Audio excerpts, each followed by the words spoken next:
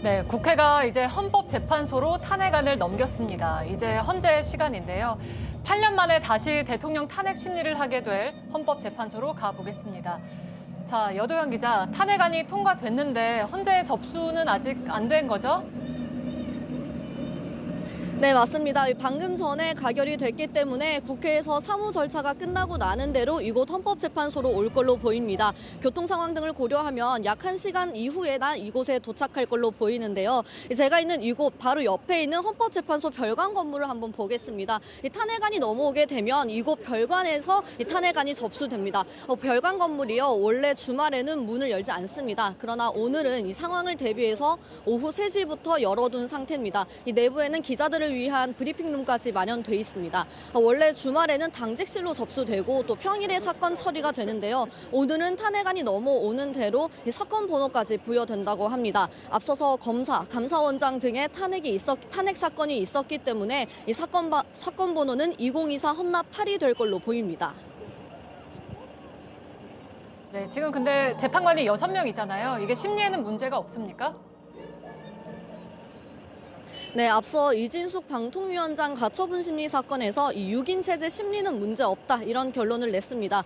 때문에 탄핵 심판도 6인 체제로 심리는 가능한데요. 그러나 결론까지 내기는 좀 어려워 보입니다. 이론상으로는 6명 모두 만장일치가 나오면 이 탄핵안 심리 인용이 가능한데요. 그런데 이 대통령 탄핵이라는 중요한 사건을 6명에서 판단했다라는 정당성 문제가 나올 수 있기 때문에 좀 어려울 수 있다 이런 관측이 나옵니다. 다만 지금 남은 재판관 3명 같은 경우에 이제 앞으로 권한 대행이 이제 임명을 해야 되는 상황이거든요.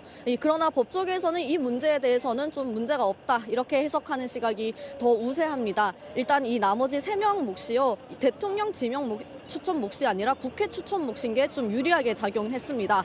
지금 국회에서 또 3명에 대해서 추천을 마친 상태이기 때문에 이 청문회가 진행되고 난다면 빠르면 1달에서 2달 내로 재판관 전원 구성도 마무리될 걸로 보입니다.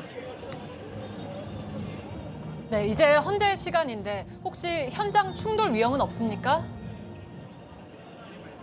네, 제가 있는 이곳 현장 잠깐 옆에 한번 보겠습니다. 이 정문 앞에는요, 이렇게 경찰 병력들이 지금 다 배치돼 있습니다. 이쪽으로 조금만 이동해 보시면 이 경찰 기동대 차량도 이렇게 줄지어 있습니다. 현장에 10대 넘는 기동대 버스가 이렇게 있는데요. 제가 있는 이곳에서 이 보수 집회가 열리고 있는 광화문까지 도보로 이동을 할 수 있을 정도로 매우 가깝기 때문에 만일에 있을 수 있는 돌발 상황을 대비하고 있다 이렇게 설명했습니다. 그리고 박근혜 전 대통령 탄핵 심판 때는 이 원래는 이 소장이나 권한 대행에게만 붙는 경우가 재판관 전원에게 확대된 적도 있습니다.